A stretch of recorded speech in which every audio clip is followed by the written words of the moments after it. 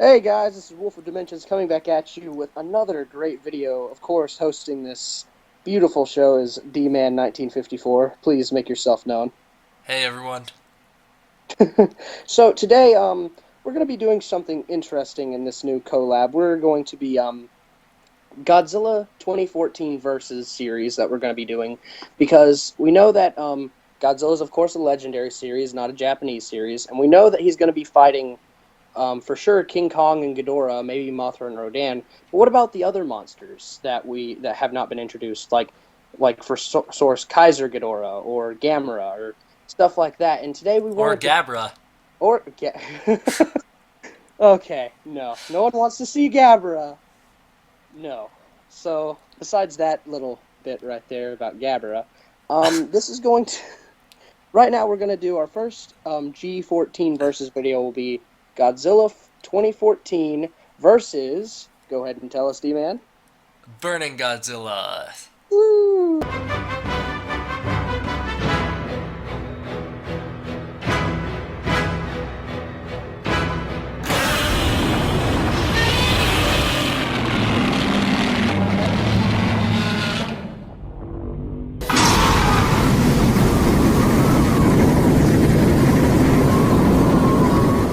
Well, there's an important reason for this.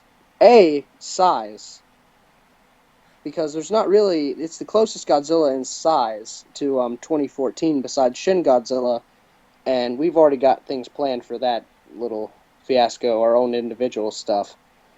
So so right now that's going to be our first versus series, and A size, B power, because 2014 is extremely powerful for its size and its body, and it's just more powerful than most of the Godzillas. So D-Man, what points do you have to make on this fight? So right away, I just want to say that Burning Godzilla has two major things that Godzilla doesn't. Number one is Burning Godzilla has the atomic pulse, and the atomic pulse is just where he shoots out basically like a force field of atomic energy. Number two is the atomic breath, and he has the red spiral atomic breath, which is the supercharged, making it more powerful. Godzilla 2014 does not have either of those two things, so I think he would be at a disadvantage there. And yeah, I totally agree with you. The hyper spiral ray and the nuclear pulse definitely play a factor. But what you got to factor in for G14 is that besides the fact that his breath is, yes, of course, weaker, it's more of a plasma base. And also, he's a more close combat fighter, whereas the Heisei Godzilla is a distance fighter. That's the major difference between the two. G14 really roots close to Showa Godzilla when it comes to fighting. He's more up close, more personal fighting style, and that's where if G14 can get in close without getting blasted too much, I believe he should do quite fine in this fight. Now, what do you think? Who do you think would be on top so far? So I think starting off that they'd have to be let's just pin them in the scenario from Godzilla vs. Destroya where the two see each other from across an airport or the airfield. So they see each other from one end to the other. So I think G14 is at the disadvantage, like we talked about. He doesn't have the atomic breath, or the powerful atomic breath, and I don't think his would have as much range as Burning Godzilla. So I think right away Burning Godzilla would start blasting him and basically gain the upper hand right away. Yeah, which makes complete sense. But the thing about G14 is that he's been known to take a lot of damage and still get back up, Yep. which is very important in this fight because Burning Godzilla is not really that he comes back, but the more damage he takes, it doesn't help because his body's already melting down. Yeah. So G14 is at a health disadvantage when it starts out. Or G14's at a health advantage. Oh yeah, I mean yeah, G14's at a health advantage and G95 is at a health disadvantage because the burning of his body is slowly already taking his health away. So that means that he is closer to dying than G14 is. Yeah, so then I think because here's another key aspect of G14 is that he feeds off radiation. or at least he grows stronger due to it. We know that because of Dr. Serizawa's speech about him being with the lower depths in the nuclear submarine. So I think although the force of the red spiral would definitely damage G14, I think at the same time he would be growing stronger due to all the radiation being sent his way. So I think that would be his shot to get right up close and personal with Burning Godzilla. Which also means that if Burning Godzilla melted down before the fight was over, I don't think there'd really be a major explosion or damage because he'd just absorb it and become more powerful. Yeah. So I think at this point G14 gets right up close and personal with Burning Godzilla. Now punches are being thrown. We know from the Heisei series that Godzilla from Heisei series isn't he will throw down when they're up close and personal, but we know it's not all that powerful. Well, you see, there's actually one punch in Godzilla vs. Destroya which is powerful because he knocks a good enough portion to make Destroya bleed or spit blood. And that could possibly be because Destroya doesn't have the best outer shell for other monsters.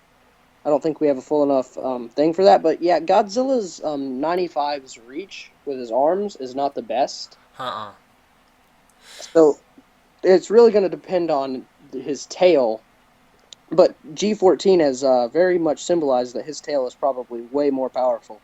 Yeah, so I think at this point G14 would basically gain the upper hand, forcing Burning Godzilla to resort to basically his last resort and start using the atomic pulse, which, as we can see in the movie, hurts him to use. So I think he would start shooting that thing out, trying to knock G14 away. But like I said, I think this would just make him stronger. Yeah, and I think that as he uses nuclear pulse, I think his body would start actually melting down.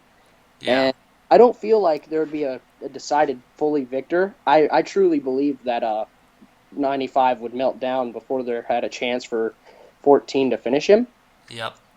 because they're both so powerful that the fight would go on too long for Godzilla's body to last. Yeah. So that one's yeah, it is kind of undecided, but at the end of the day, I think G14 would be the one standing afterward. And he even proclaims his throne of being the guardian of Earth by stopping the explosion, Yep. Balancing nature's order.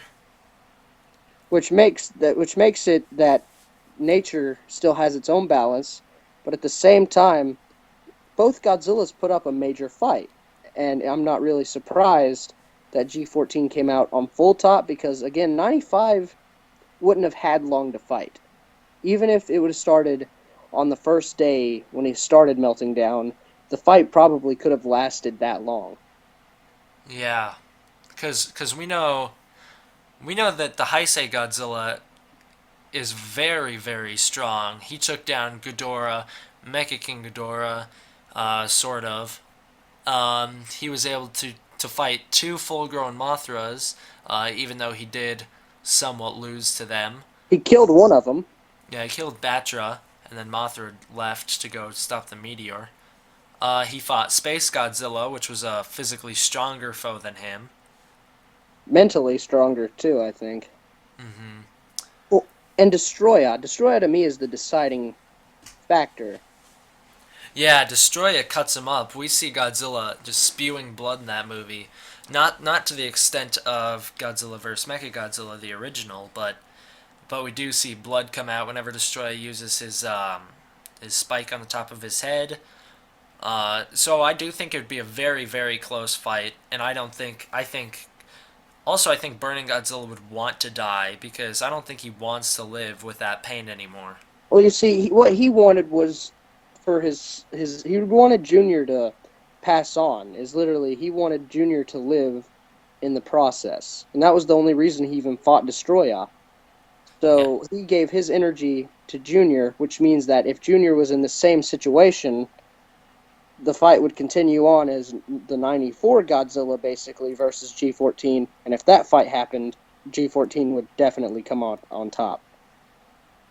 yeah, So, yeah, I think that this is a good starter. Now, we might have longer ones in the future, but we wanted a decent size, not too crazy. opening for this series, so people can get a good feel of it. You know, just get a good taste of what we're going to be supplying. Sound good to you? Yeah, and I just want to make something clear really fast, just for anyone who's upset about the outcome that we decided on. Burning Godzilla is probably my favorite Godzilla to date. So don't think that I'm just picking 2014 because I'm a 2014 fanboy. Yeah, I'm the same way. I grew up loving the 90s Godzilla, and Burning Godzilla was the Godzilla that really got me into this. But in the end of the day, he died the same way he did with Destroya. He wouldn't have really lived in the outcome, but at least he put up a good fight during it. And also, it's important to add that Godzilla didn't even kill Destroya in the movie. The military had to finish him off because Godzilla was dying at that point and Yeah, couldn't finish the fight. yeah. So literally, our outcome is about as equal as Godzilla versus Destroya, except it probably had more equal fighting grounds. So, Yeah. thank you guys for watching. Like, comment, subscribe, especially the D-Man here. Puts out great stuff. Any last words you have to say? No, just thank you all for watching. G Man out. Wolf out. See you guys.